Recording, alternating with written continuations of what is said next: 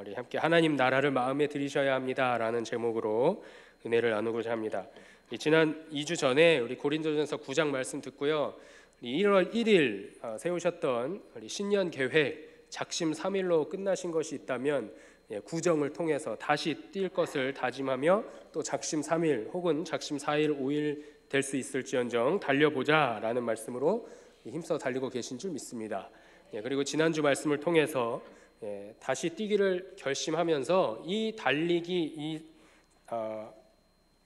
우리의 경주 끝에 우리에게 주시는 면류관 상급이 있다라는 말씀을 디모데후서 4장 말씀을 통해서 들으셨습니다. 그래서 지난 한 주는 다시 뛰시면서 우리에게 허락하시는 면류관 상급이 무엇일까 기대하시는 마음으로 달리고 오신 줄 믿습니다.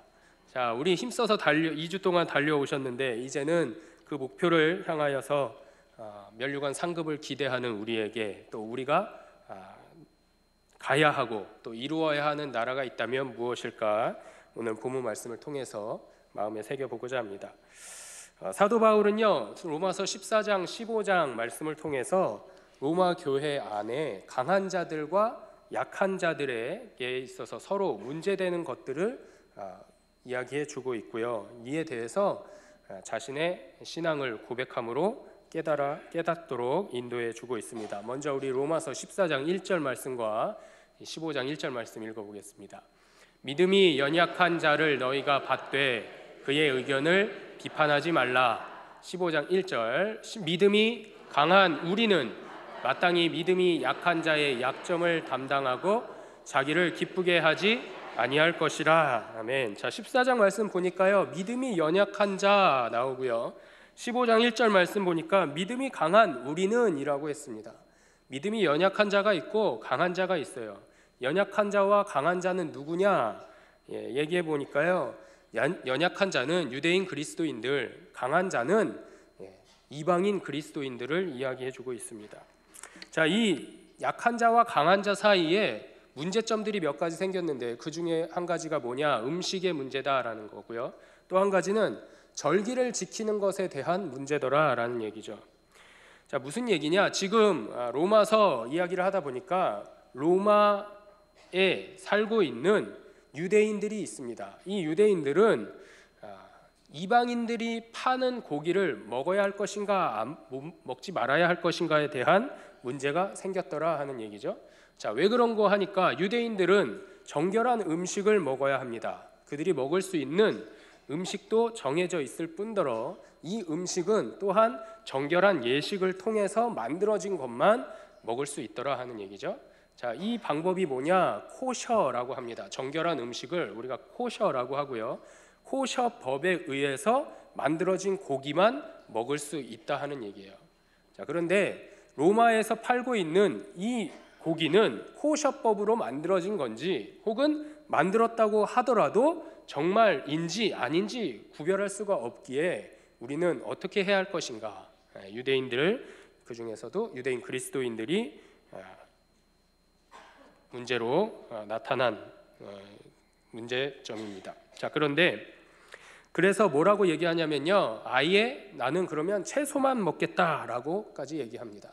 자, 또 다른 한 가지는 뭐냐면요 구약 시대의 이스라엘 백성들 하나님께서 이 땅을 창조하시고 6일 동안 창조하신 후에 마지막 날에 안식하셨더라 하여서 안식일을 지금까지 하나님의 날로 지키고 왔습니다. 자, 그런데 지금은 무슨 시대냐? 예수 그리스도의 십자가 죽으심과 부활 이후의 시대더라라는 거죠. 자, 그래서 사도 바울은 오늘 구약의 전통을 따라 안식일을 중히 여기는 자들과 또한 어떻게 해요? 예수 그리스도를 증거받아 또 복음을 듣고서 예수님 품으로 나아온 이방인 그리스도인들에게 이제는 주의 날 부활의 날을 기억하여서 주의 날 주일을 거룩하게 지키는 이들 사이에 어느 날이 더 중요하고 복된 날이냐 하는 문제점들을 이야기해주고 있는 것입니다. 자, 여기에 대해서 바울은 뭐라고 얘기하냐면요 14장 5절에 이야기해주고 있습니다. 어떤 사람은 이 날을 전날보다 낮게 여기나니 각각 자기 마음으로 확정할지니라. 자, 어떤 사람은 이 날보다 이날을 안식일을 더 중요하게 여기고요. 어떤 사람은 안식일과 주일이 다 중하다라고 여깁니다.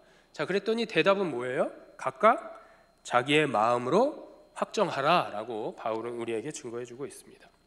자, 이러한 문제들에 대해서는 예수님도 바로 잡아주셨던 사건을 우리가 기억하고 있습니다. 이스라엘 백성들, 하나님께서 이 땅을 창조하시고 온 우주 만물을 창조하신 후에 백성 한 민족을 택하셨는데 그 민족이 누구라는 거예요? 우리 민족 이스라엘이다 라고 이야기합니다. 이 사상을, 이 믿음을 우리가 뭐라고 하냐면 택할 선, 백성민 써서 선민사상, 선민의식이다 라고 이야기하죠. 이 선민사상, 선민의식 가운데 빠져있는 이스라엘 백성들, 곧 풀이해서 이야기하면 이랬습니다. 언젠가 죽음 이후에 하나님 나라의 갈 터인데 구원의 길에 임할 수 있는 구원받은 백성은 누구밖에 없어요? 우리 민족 이스라엘밖에 없다라는 얘기죠. 자, 그런데 하나님의 마음은 정말 그러냐 하는 겁니다. 하나님은요, 우주 만물을 창조하셨고요, 자신의 형상을 따라 지음받은 모든 피조물들을 사랑하신다, 그 생명을 중하게 여기신다 하셨습니다. 자, 그러면 이스라엘 백성 외에 다른 이방인들, 이스라엘 백성들이 바라보는 그 이방인들은 구원받는 백성이 아니냐 하는 문제죠. 자, 그것이 어떻다라는 거예요. 하나님의 마음은 누구나 다 구원의 길로, 하나님의 나라로, 하나님의 백성으로 삼아주시기를 원하신다 하시는 겁니다. 자, 이러한 삐뚤어진 이스라엘 백성들의 생각들을 바로 잡아주시기 위해서 말씀하셨는데, 그 말씀이 마태복음 8장에 보시면 예수께서 백부장에게 이르시되 가라, 내 믿은 그대로 될지어다 하시니 그 즉시 하인이 나으니라 기록하고 있습니다.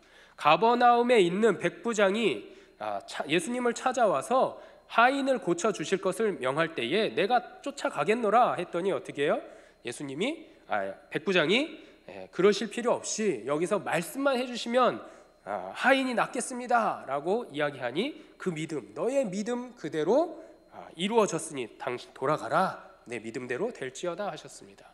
또 한 가지는요, 누가복음 14장 보시면 큰 잔치의 비유가 있습니다. 주인이 큰 잔치로 많은 사람들을 초대했습니다. 이 초대를 받은 사람들 중에 몇 가지 사람들이 있는데, 한 가지, 첫 번째 사람은요, 내가 지금 밭을 사서 이 밭이 어떻게 되었는지 가서 살펴봐야 하니까 당신의 초대에 응할 수가 없습니다. 두 번째 사람은요, 소 5결이를 내가 샀기에 이 5결이 소를 통해서 시험해 봐야 할 일이 있어서 당신의 잔치에 초대에 응할 수가 없습니다. 마지막 사람은요, 내가 방금 장가들었기 때문에 당신이 초대한 큰 잔치에 내가 응할 수가 없습니다 라고 잔치 초대를 거부하고 거절했다라는 거죠. 이에 주인이, 하인이 와서 보고한 이야기를 듣고 그러면 시내의 길에 나가서 또 골목에 나가서 모든 사람들을 초청하라 라고 이야기합니다. 초청했음에도 불구하고 아직도 자리가 많이 남아 있습니다 하니 길과 산 울타리까지 찾아가서 모든 자들을 이 잔치에 초대하여라 라고 이야기합니다. 자, 그렇게 큰 잔치에는 많은 사람들이, 지금 우리 주변을 한번 보세요. 좌우를 보시면 빈자리가 거의 없습니다. 이렇게 잔치에 사람들이 꽉 차 있었다라는 거죠. 자, 그때 이 주인이 한마디가 있습니다. 뭐냐? 전에 청한 사람들은 내 잔치를 맛보지 못할지니라. 이스라엘 백성들, 구원받은 백성으로만 여겨졌던 우리는 선민이다, 우리는 택함받은 백성이기에 우리만 구원받은 백성이고 너희들은 다 구원받지 못한 백성이다 라고 여겼던 이들, 스스로를 의인이라 여기고 율법만 지키며 살아가고 있는 이들에게 예수님은 무엇을 말씀하시는 거예요? 전에 너희는 청함을 받았으나 너희는 그 잔치에 갈 것을 거절하였노라. 전에 청한 사람들은 내 잔치를 맛보지 못할 것이다 라고 말씀하십니다. 마찬가지로 바울은 계속해서 하나님 나라, 이 잔치에 초대받았으나 초대에 응했던 자들, 초대에 응하지 않았던 자들에게 하나님 나라가 어떠한 나라임을 분명하게 이야기해주고 있습니다. 하나님 나라는 뭐라고 해요? 바울은 얘기하기를 육신에 속하지 않고 성령에 속해 있음을 이야기해주고 있습니다. 자, 영에 속한 것은 눈으로 볼 수 있을까요? 없을까요? 눈으로 볼 수 없습니다. 마찬가지로 영이신 하나님과 영이신 예수 그리스도는 우리가 볼 수 있어요? 없어요? 없습니다. 영에 속한 것은 사람의 눈으로는 볼 수가 없더라 하는 거죠. 하나님의 나라는 그러면 우리가 볼 수 있을까요? 없을까요? 없다라고 사도 바울이 우리에게 이야기해 줍니다. 이처럼 우리의 눈에는 보이지 않지만 그런데 분명한 것은 이 나라, 하나님의 나라는 우리가 쫓아야 하고 추구해야 하고 바라보아야 할 것을 사도 바울이 우리에게 이야기해 주고 있는 거죠. 사실 하나님의 나라는요, 이 땅에도 있습니다. 지금 이 자리에도 있습니다. 어떻게 있을까요? 주 예수 그리스도를 구원의 통로로, 구원의 열쇠로 예수 그리스도를 믿음으로 말미암아 천국 백성 하나님 나라에 갈 수 있음을 고백하는 모든 자들이 모인 곳에는 무엇이 임할까요? 하나님 나라가 임한다, 하나님 나라가 주어졌다라는 사실을 기억할 수 있기를 바랍니다. 자, 그래서 교회는요, 바로 하나님의 나라가 되고요, 땅 위에 있는 하나님의 나라이다라는 사실입니다. 하나님의 나라는 바로 예수 그리스도의 십자가 보혈로 말미암아 모든 믿는 자에게 구원을 주시는 교회 공동체가 하나님의 나라다라는 거죠. 자, 본문에서는요, 오늘 또 살펴보시면 하나님의 나라는 먹는 것과 마시는 것이 아니다라고 이야기합니다. 하나님의 나라를 이야기하는데 먹는 것과 마시는 것을 이야기한다. 하나님의 나라하고 먹는 거하고 무슨 관련이 있냐라는 거죠. 자, 그런데 구약 시대를 살펴보시면요, 구약 시대에 하나님의 나라로 갈 수 있는 구원의 길은 율법에서 금하는 것들을 명확하게 정확하게 지켰을 때에 하나님 나라는 실현되고 주어진다라고 가르쳤습니다. 자, 이 율법에서 금한 것들이 그럼 무엇이냐 살펴보았더니 무엇이 있냐면 음식이 있고요, 마시는 것이 있습니다.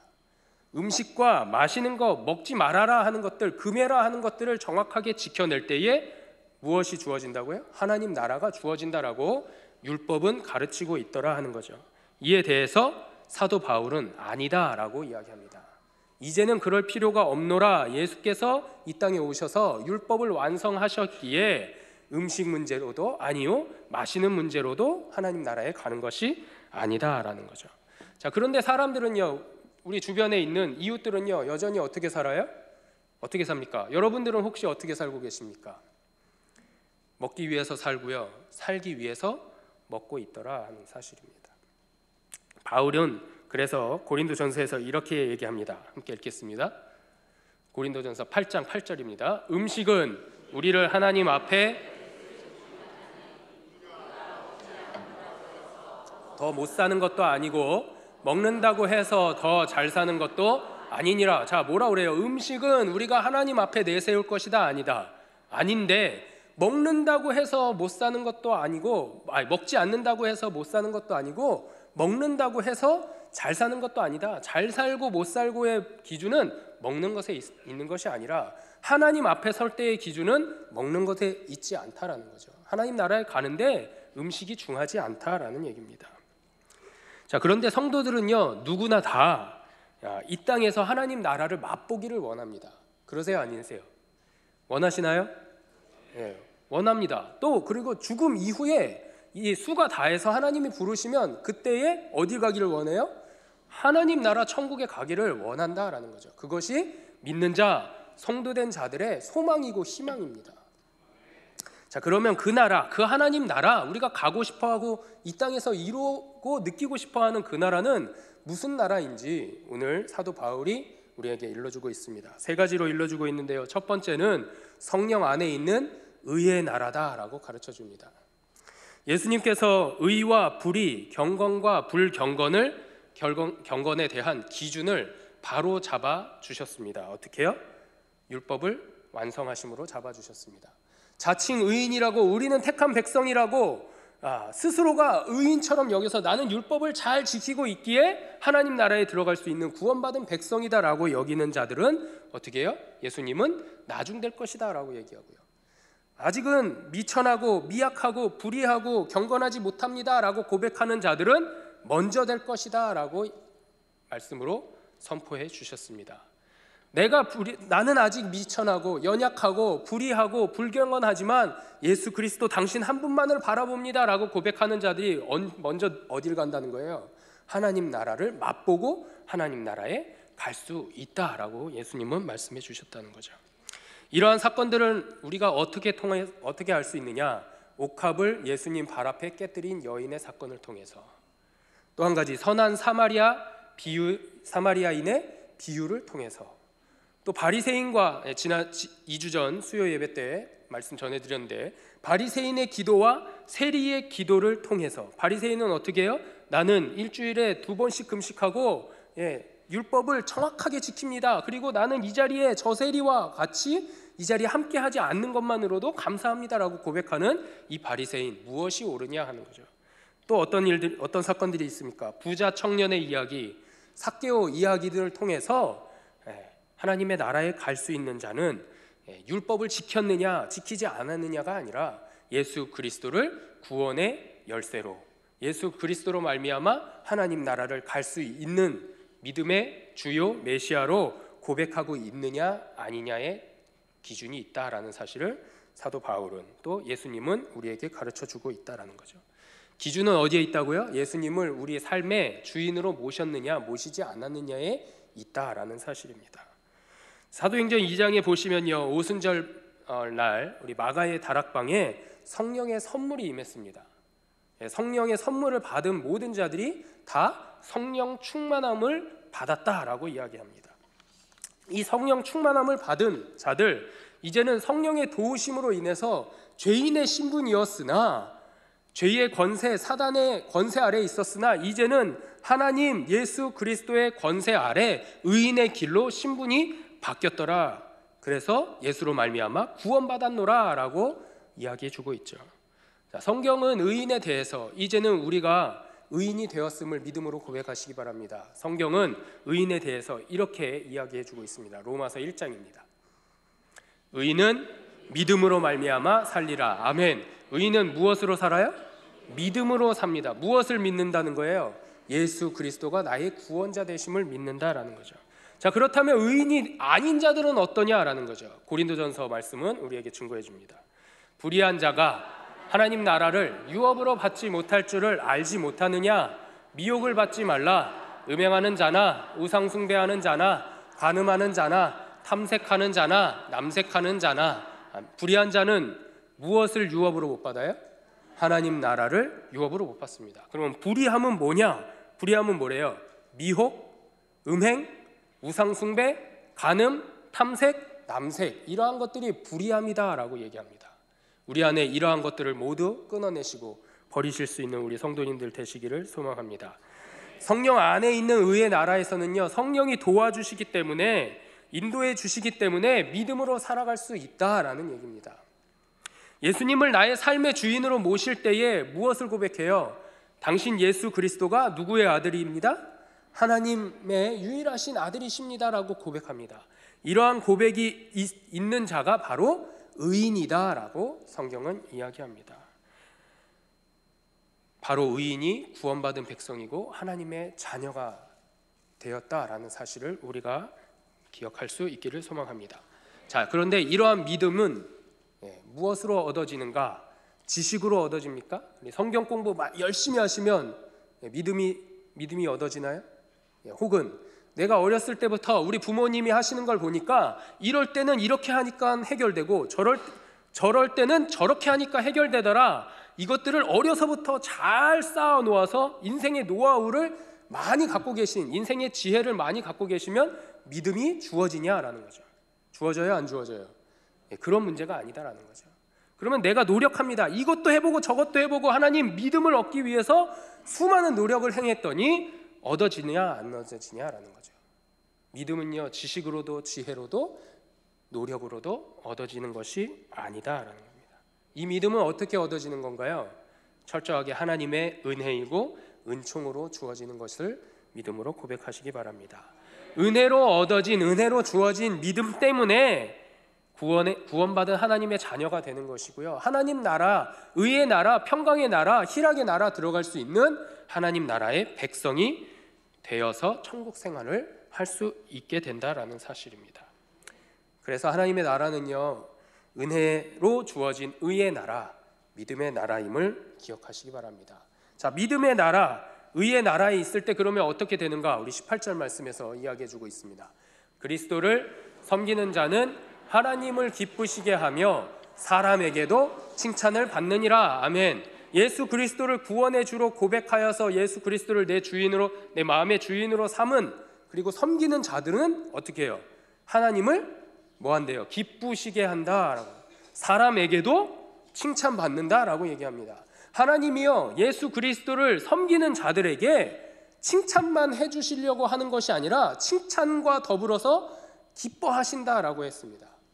여러분 자녀들이 무언가 잘하면 칭찬만 해주시나요? 아니면 기뻐하고 즐거워하시나요? 하나님의 마음은 부모의 마음이다라는 거예요. 무언가 우리가 잘할 때에 내 구주를, 예수님을 잘 섬길 때에 하나님이 칭찬할 것을 넘어서서 기뻐하시고 즐거워하시더라. 또 사람들은요 어떻게 한대요? 사람들에게 칭찬을 받는다라는 거죠. 사람들이 손가락질하고 뒷담화하고 무언가 하는 것이 아니라 서로 칭찬해주고 격려해주고 위로의 말로, 따뜻한 말로 대해주더라 하는 거예요. 누구에게요? 그리스도를 섬기는 자들에게, 예수를 나의 삶의 주인으로 모신 자들에게, 하나님 나라 백성된 자녀들에게 이러한 일들을 사람들이 행하더라라는 거죠. 우리가 이미 이러한 선물을 받고 있음을 기억하시기 바랍니다. 자, 그래서 죄가 없는 나라, 죄가 사라진 나라, 성령 안에 의의 나라에는요 무엇이 있어요? 기쁨과 칭찬만이 있다라는 것을 기억할 수 있기를 바랍니다. 자, 두 번째, 바울이 우리에게 증거하고픈 나라, 성령 안에 있는 평강의 나라입니다. 평강은요 마음의 평안과 몸의 건강함을 이야기합니다. 이것을 우리는 무엇이라 부르냐면 샬롬이다라고 부르고 있습니다. 샬롬의 은혜다라는 거죠. 주님의 성령으로 내 마음의 주인이 되시면 마음의 갈등이 없어집니다. 여러분 안에 갈등이 있으십니까? 예수 그리스도를 모시면, 무엇으로 모시면요? 주인으로 모시면 갈등이 없어진다라는 거예요. 예수님이 내 안에 계시면, 성령님이 내 안에 계실 때에는 우리 안에 어떠한 갈등도 없음을 기억할 수 있기를 소망합니다. 자, 이러한 평강의 나라, 평안함이 있을 때, 평강의 나라에 있을 때는 어떻게 되느냐? 19절 말씀 통해서 우리에게 가르쳐 줍니다. 그러므로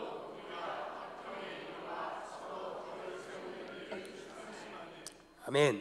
자, 두 가지 일을 행한다라고 합니다. 첫 번째는 화평의 일을 행합니다. 또 두 번째는요, 서로 덕을 세우는 일을 힘쓴다라고 했습니다. 어느 나라에 있을 때요?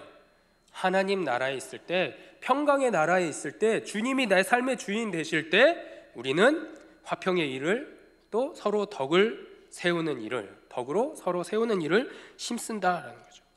화평의 일은 샬롬입니다. 샬롬의 은혜를 받았고 샬롬을 누리면서 살아갈 수 있다라는 거예요. 또 한 가지는요, 서로 덕으로 세워주고자 합니다.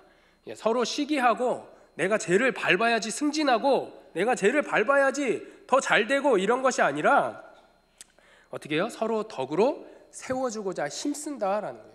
어느 나라에 있을 때요? 하나님 나라에 있을 때. 하나님 나라의 자녀들은 서로 덕으로 세워준다는 거예요. 덕이 무엇일까요? 덕은요, 인정하고 신뢰하는 것을 이야기합니다. 서로가 인정하고 서로가 신뢰하는 것, 이것이 덕이다라는 거예요. 우리 공동체 안에 여러분 주변을 보세요. 좌우에 계신 분들에게 무엇으로 세워드려야 될까요? 덕으로 세워야 할 줄로 믿으시기 바랍니다. 자, 그러면 인사해 보겠습니다. 나는 당신을 인정합니다.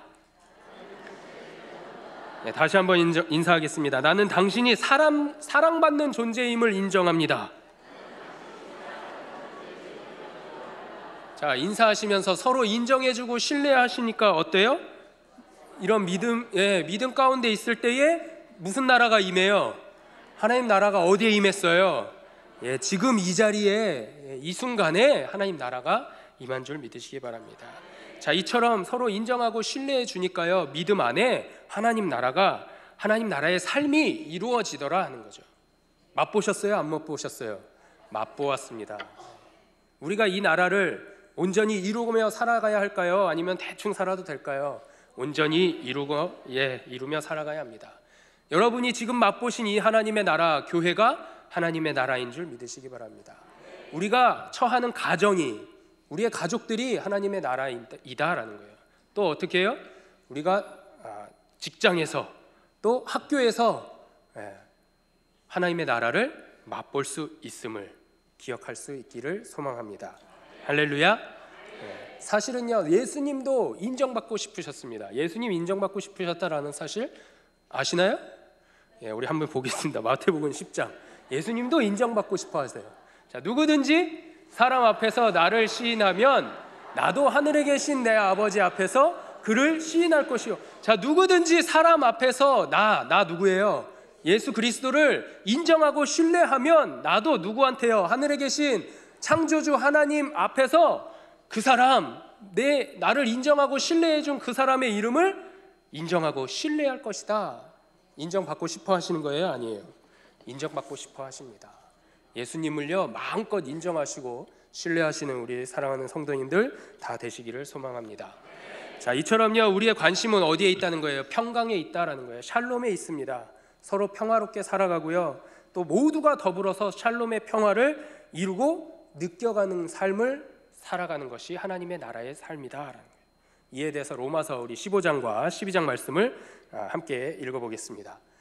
소망의 하나님이 모든 기쁨과 평강을 믿음 안에서 능력으로 소망이 넘치게 하시기를 원하노라. 모든 기쁨과 평강을 믿음 안에서 넘치게 하시기를 원합니다. 또 한 구절 보겠습니다. 할 수 있거든 너희로서는 모든 사람으로 더불어 화목하라. 평강 평화해라 라는 얘기인데, 혼자 하래요? 아니면 누구랑 하래요? 모든 사람으로 더불어 화목하라. 나 혼자 누릴 수 있는 하나님의 나라가 아닙니다. 모두가 더불어서 평강의 나라를 누리실 수 있기를 소망합니다. 마지막 세 번째 사도 바울이 증거하는 하나님의 나라는요, 성령 안에 있는 희락의 나라다라는 거예요. 성령으로 희락을 주신다라고 했습니다. 희락은요, 성령의 9가지 열매 중에 하나입니다. 우리 갈라디아서 말씀 볼까요? 오직 성령의 열매는 사랑과 희락과 화평과 오래 참음과 자비와 양성과 충성과, 몇 개예요? 7개 있습니다. 23절에 보시면 온유와 절제니라고 했어요. 사랑, 희락, 화평, 오래 참음, 자비, 양성, 온유, 충성, 온유, 절제. 빼먹었어요? 오래 참음, 사랑, 희락, 화평, 오래 참음, 자비, 양성, 충성, 온유, 절제. 9개입니다. 이 9가지 열매에 뭐가 있어요? 희락이 있습니다. 하나님의 나라는 희락의 나라다라는 거죠. 우리의 관심은 어디에 있느냐? 희락에 있다라는 사실입니다. 우리가 하나님과 하나가 되었습니다.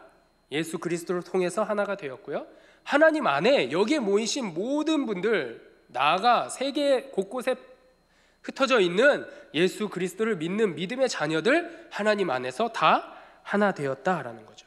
그 하나님으로 말미암아서 이제는 즐거워하고 기뻐하고 희락을 누리며 살아가는 것이 믿음의 본질이고 신앙의 본질입니다. 우리가 알고 있는 신앙의 본질, 믿음의 본질은요, 근데 중요한 게 뭐냐면요, 이것을 허락하시고 주시고자 하시는 좋은 주인이 있다라는 거예요. 주인이 누굴까요? 하나님이시고 예수 그리스도이십니다. 이 하나님과 예수님이 우리에게 희락을 선물로 주시고자 기다리고 계신다라는 거죠. 이 희락을 기대하시는 우리 성도님들 되시기를 바랍니다. 자, 그러기에 로마서 12장은 이렇게 이야기합니다. 소망 중에 즐거워하며. 소망은 무슨 소망일까요? 구원의 소망입니다. 하나님 나라에 갈 수 있는 소망, 구원의 소망 때에 즐거워하고 기뻐하고 희락하라라고 말씀하십니다. 자, 그런데 사실 이 세상은 천국인가요? 아닌가요? 이 세상은요, 천국은 아닙니다.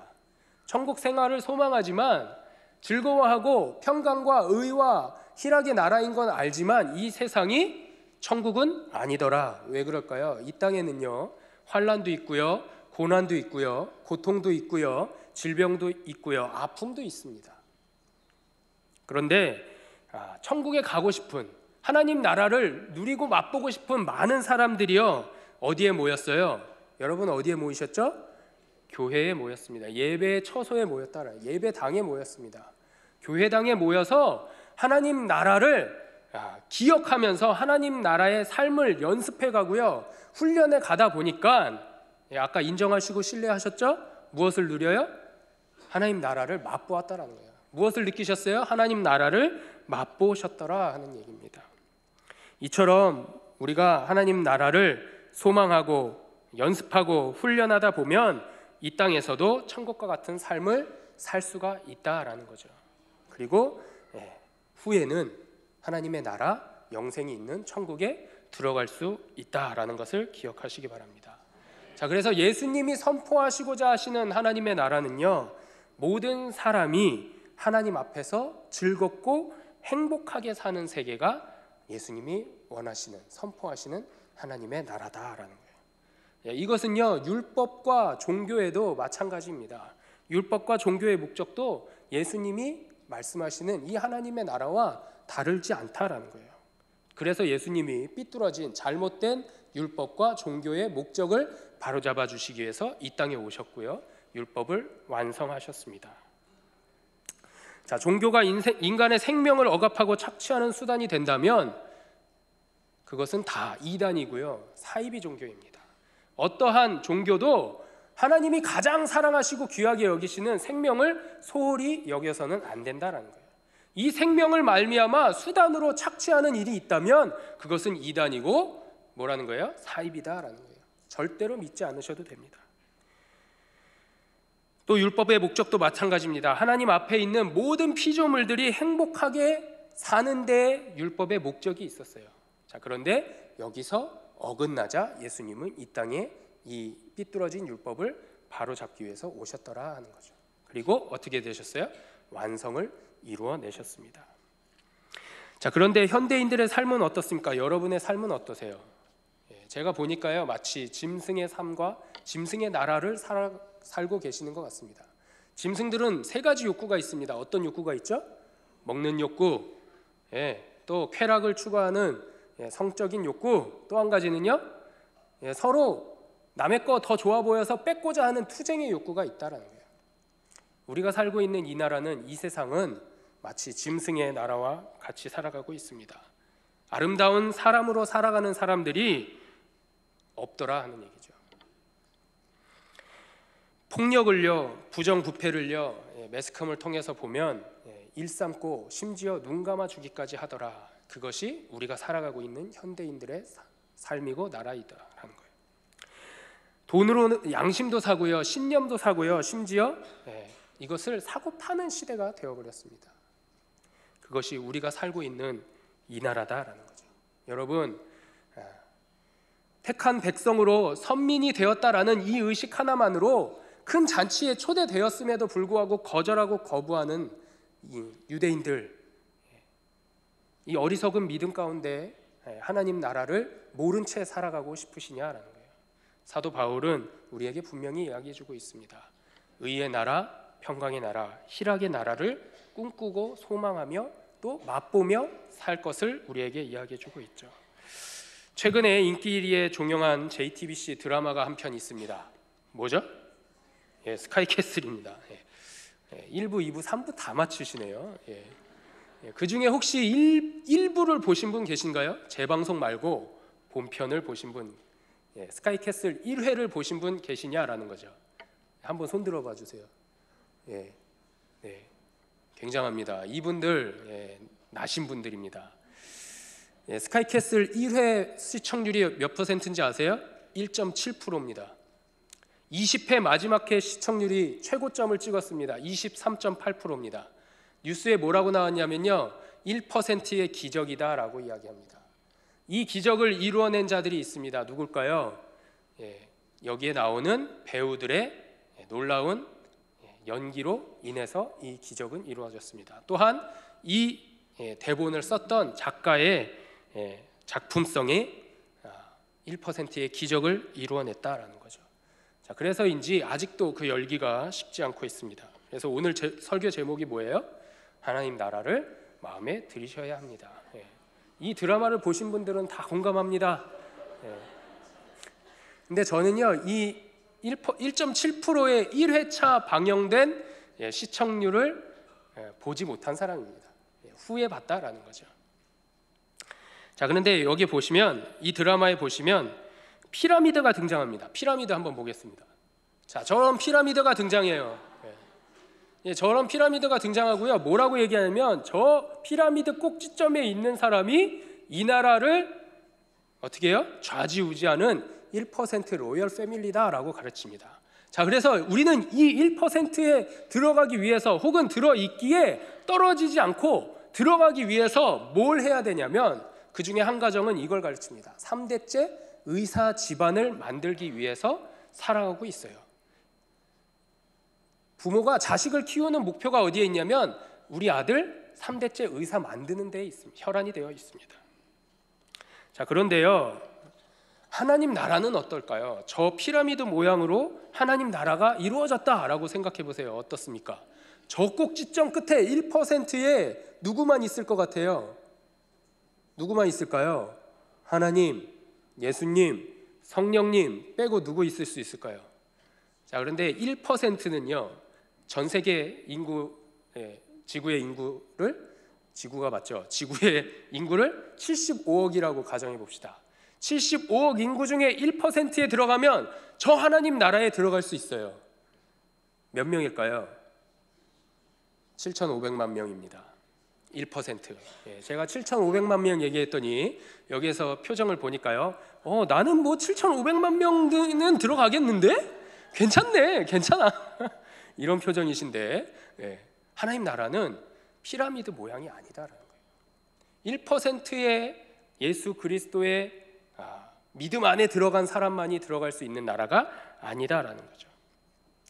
이 세상에 주어진 하나님의 나라는요 피라미드 모양이 아니라요 어떤 나라냐면 갓난아이도 있고요, 심지어 하나님 부르실 그날이 이제 머지않은 그 어르신들까지도 함께 공존하고 함께 조화를 이루며 살아가고 있는 나라가 하나님의 나라다라는 거예요. 피라미드 모양이 아니라 역삼각형 모양이 하나님의 나라다라는 얘기예요. 예수님은요 이 땅에 낮고 낮은 신이신 그가 인간의 모습으로 육신을 입고 낮고 천한 모습으로 이 땅에 오셨어요. 그 예수님 한 분으로 인해서 우리는 어디를 갈 수 있어요? 하나님 나라에 갈 수 있는 백성이 되었다라는 겁니다. 이 스카이캐슬 드라마에서 보니까요 기쁨을 쫓지 않고요 권력을 쫓더라 하는 거예요. 권력을 쫓다 보니까 기쁨이 얻어지기는 했습니다. 그런데 이 기쁨 안에 보람도 없고요 감사도 없고요 감격도 없더라 하는 거죠. 그 3대째 의사 집안 이루기 위해서 혈안이 되었던 그 가정, 그 아들 영재라는 아이입니다.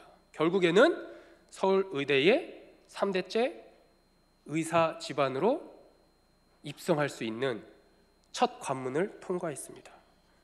자, 그렇게 합격의 기쁨을 누리게 되었는데 보람도 없고요 감사도 없고요 감격도 없더라라는 거죠. 이 아이는 그저 기계처럼 공부했습니다. 오로지 합격증이라는 자기의 도구가 주어질 때까지 묵묵히 공부만 했더라. 합격증이라는 도구가 주어지고 이 도구를 부모님에게 바친 후에 나는 해방되겠노라라고 그날만 손꼽아 기다렸다라는 거죠. 무엇을 얘기합니까? 부유해지면요 감사가 없어지더라라는 얘기예요. 왜 그럴까요? 돈으로요 명예도 사고요 학위도 살 수 있게 되었다라는 거예요. 요즘 초등학교에 보니까요 감사를 매일의 습관으로 가르쳐주고 있는 것이 오늘날의 실정입니다. 어떻게 알았냐고요? 저희 큰아들이 1학년 끝났습니다. 알림장에 보니까요 감사거리를 적는 란이 있어요. 뭘 적냐면요 오늘 등굣길에 학교 가다가 친구를 만나서 감사합니다. 오늘 날씨가 눈이 와서 눈싸움을 할 수 있어서 감사합니다. 오늘 엄마가 만들어준 떡볶이가 너무 맛있어서 감사합니다. 감사거리세요, 여러분은? 감사해요? 예, 감사해야죠. 그런데 이러한 사소한 감사거리가 이제는 훈련이 되어야만 감사할 수 있는 시대가 되었다라는 거예요. 제가 어렸을 때만 해도요 이러한 감사는 선생님이 가르쳐주지 않아도 알림장에 감사거리 쓰는 란이 없어도요 사소한 것도 감사하는 시대였다라는 거예요. 저는 짜장면 한 그릇 사주면 감사했습니다. 저는요 옷 한 벌 새로 사주면 그날은 오우 막 하늘을 날아갈 것 같은 그런 게 살았어요. 제가 무슨 1930년도에 산 거 아니고요. 장난감 없어도요, 키즈 카페 가지 않아도요, 재밌고 즐겁고 기쁘고 즐겁게 살았습니다. 자, 그런데 요즘은 어떻습니까? 장난감 안 사주면요 떼쓰고 웁니다. 저희 아들도 어쩔 수가 없습니다. 제가 컨트롤이 안 됩니다. 키즈 카페 안 가면요 어떻게 놀아야 될 줄을 모릅니다. 저는요 집 밖에 나가서요 장난감 없어도 자치기 하고요, 구슬치기 하고요, 딱지치기 하고요, 다방구 하고요, 오재미 하고요, 그냥 뛰놀다가 집에 흙먼지 채로 집에 들어와도 기쁘고 감사했다라는 거예요. 이러한 시대가 오늘날의 시대입니다. 감사가 없어진 시대, 의와 평강과 희락이 무엇인지 모르고 살아가는 시대가 오늘날의 시대입니다. 여러분, 말씀을 맺겠습니다. 여러분은 유대인처럼 틀에 얽매여서 율법으로만 하나님 나라에 갈 수 있다. 스카이캐슬의 엄마들처럼 대한민국 1% 로열 패밀리를 이루어야만, 3대째 의사가문, 판사가문 이루어야만 우리가 이 나라를 견고하게 세워가고 이루어갈 수 있다라고 생각하고 의지하는 스카이캐슬의 주인공, 유대인들의 하나님의 나라를 꿈꾸고 싶으시냐 하는 거예요. 스카이캐슬에 등장하는 5명의 여배우들의 가치관이 이렇습니다. 우리 화면 한번 보겠습니다. 이 글씨가 잘 안 보이시죠? 글씨를 제가 읽어드릴게요. 이 5명의 엄마들은요 이러한 가치관을 갖고 살아가고 있습니다. 명문가를 만드는 건 정성, 명문가를 만드는 건 극성, 명문가를 만드는 건 명성, 명문가를 만드는 건 인성, 명문가를 만드는 건 본성이라고 이러한 가치관을 추구하며 살아가고 있습니다. 그 중에 잔다르크형 엄마가 있어요. 명문가를 이루는 건 인성이다라는 거죠. 성품이 중요하다라는 겁니다.